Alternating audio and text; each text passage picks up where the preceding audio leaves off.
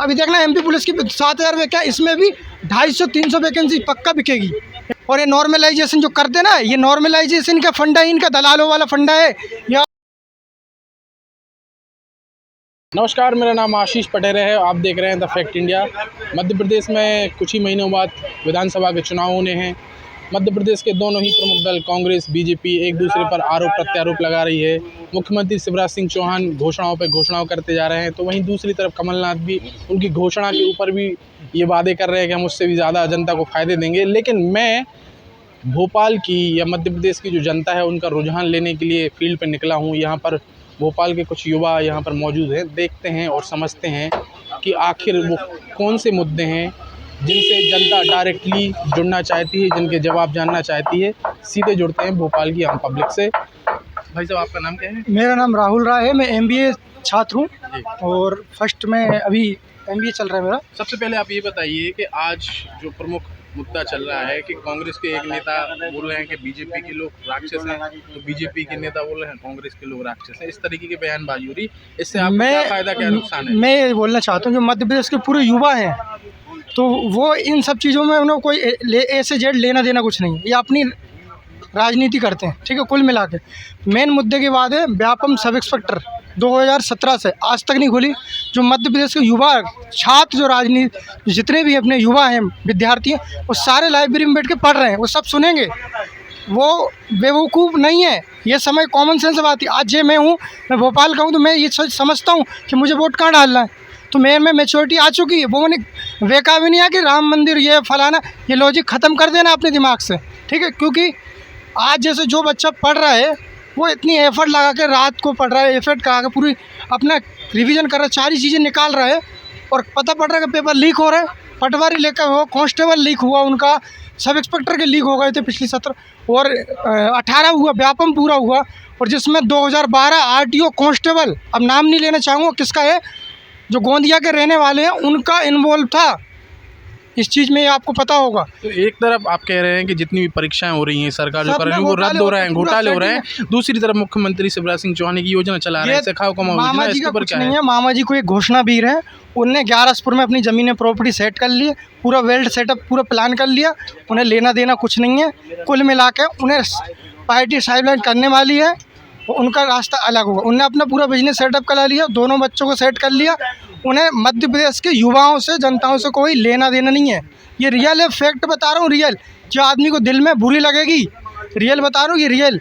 जो मध्य प्रदेश के युवा जो तैयारी कर रहे हैं, टीचर, शिक्षक, संविदा, सब इंस्पेक्टर, कांस्टेबल, एलडीसी, और ये नॉर्मलाइजेशन जो करते ना, ये नॉर्मलाइजेशन का फंडा है, इनका दलालों वाला फंडा है। ये आप समझ नहीं रहे। अभी माननीय दिग्विजय सिंह साहब ने ये कहा ना कि अगर तुम में दम हो तो एक पेपर एक दिन में करा के दिखा दो। अगर बीजेपी वालों में दम हो तो एक दिन में करा दो, जैसे राजस्थान में गहलोत कराता है, तो एक दिन में पेपर करा दो ना।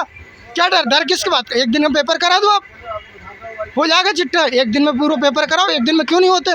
एमपी पीएससी का पेपर होता तो व्यापम का क्यों नहीं हो सकता? आप करा के दिखाओ। अभी देखना एमपी पुलिस की 7,000 वैकेंसी, इसमें भी 250-300 वैकेंसी पक्का बिकेगी, ये गारंटी के साथ कह रहा हूँ। हमारे साथ यहाँ पर एक और भाई साहब मौजूद हैं। भाई साहब, क्या नाम है आपका, बता सकते हैं? कोई नहीं, मेरे को आता है नहीं। चलिए ठीक है। सीनियर लोग भी यहाँ पर हमारे साथ मौजूद हैं, यहाँ पर वरिष्ठ लोग मौजूद हैं। दादा बैठे हैं। दादा, मैं आपसे ये जानना चाह रहा हूँ कि अभी आगामी विधानसभा चुनाव है, कुछ ही महीने बाकी हैं। मध्य प्रदेश के मुख्यमंत्री वर्तमान में शिवराज सिंह चौहान घोषणाओं पर घोषणाएं करते जा रहे हैं। वहीं दूसरी तरफ कमलनाथ हैं, वो भी कह रहे हैं कि अगर हमारी सरकार आती है तो हम उनको और अलग तरह की योजनाएं देंगे, फ़ायदे देंगे। नेता एक दूसरे पर आरोप प्रत्यारोप लगा रहे हैं, भाषा का स्तर गिरता जा रहा है।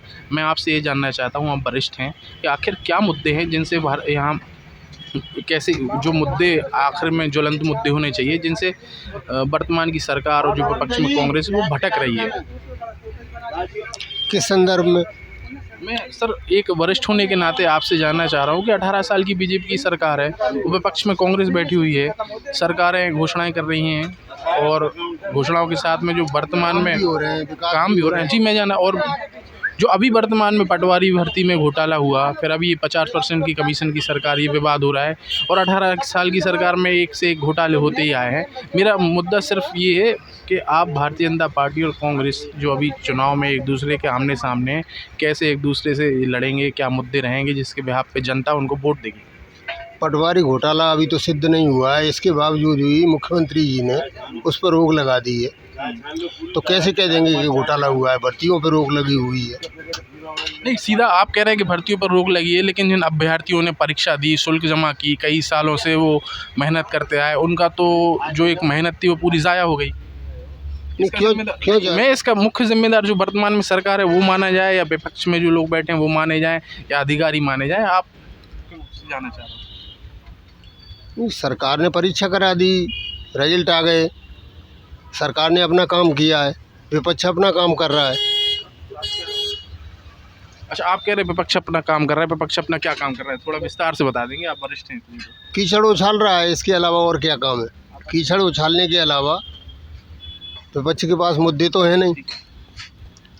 ठीक है, आप बोल रहे हैं विपक्ष के पास मुद्दे नहीं। यहाँ पर हम वापस उन युवा के पास चलते हैं जिन्होंने कई मुद्दों पर खुल के बात की। आप क्या इनकी बातों से समर्थन करते हैं? नहीं, मैं इनकी बात तो 1% समर्थन नहीं। इन्हें वास्तविकता नहीं पता है, ठीक है।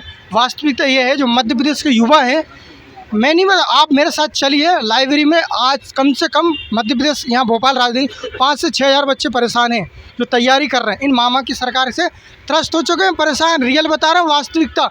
वोट नहीं देंगे, गलत फहमी में जी रहे हैं। जो गलत फहमी होती है ना कि हम ओवर कॉन्फिडेंस, ये गलत चीज़ है।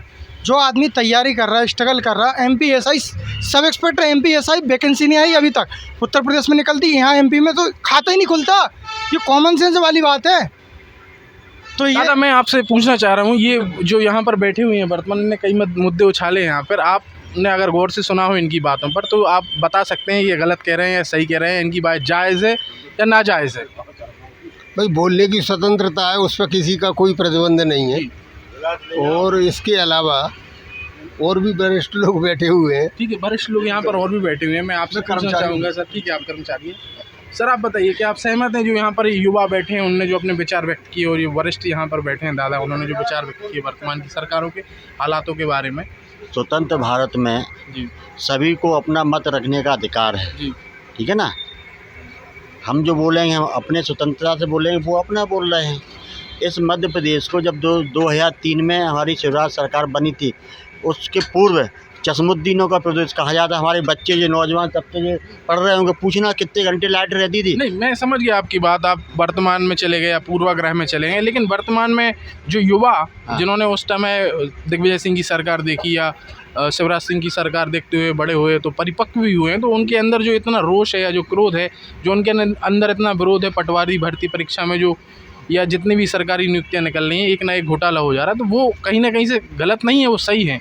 इस पर भी तो आप खुल के बोल सकते हैं। अभी शिक्षा विभाग में कितनी भर्तियाँ हुई हैं, कितने हजार युवाओं को रोजगार मिला है, कितने जो अभ्यर्थी थे जो आज सर, अगर आप बोल रहे हैं कितने, ठीक है, मैं समझ गया आपकी बात। तो आप बोल रहे हैं कि कितने सरकार ने कई युवाओं को रोजगार दिया, तो चुनाव के वक्त मुख्यमंत्री शिवराज सिंह चौहान को सिखाओ कमाओ योजना क्यों लागू करनी पड़ी, क्यों घोषणा करनी पड़ी?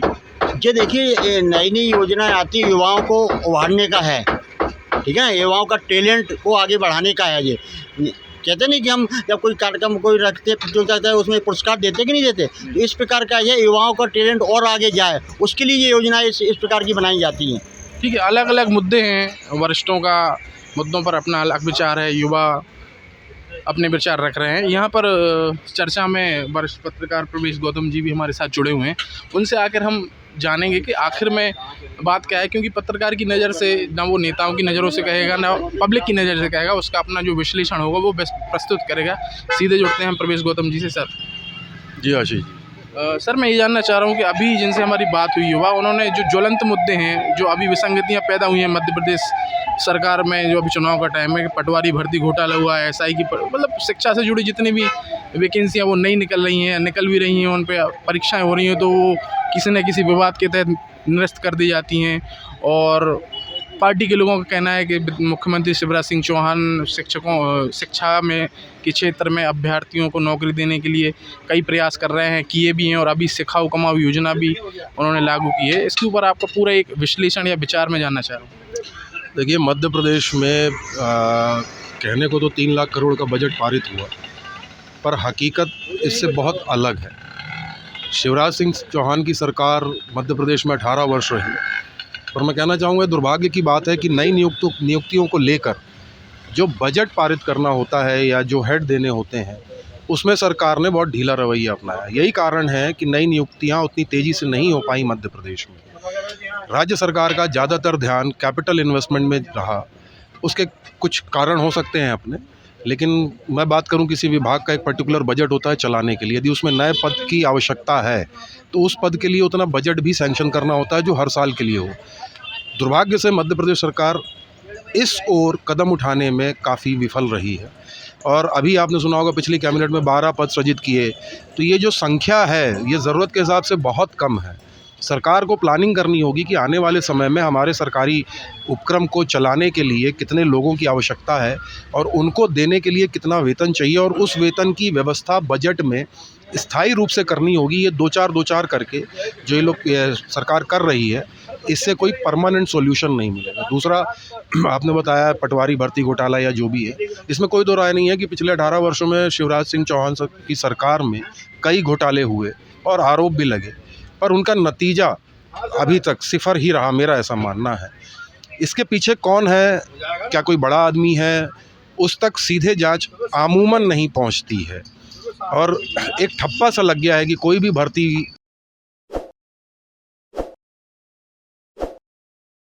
ताज़ा खबरों के लिए विजिट करें द फैक्ट इंडिया की वेबसाइट और डाउनलोड करें द फैक्ट इंडिया ऐप।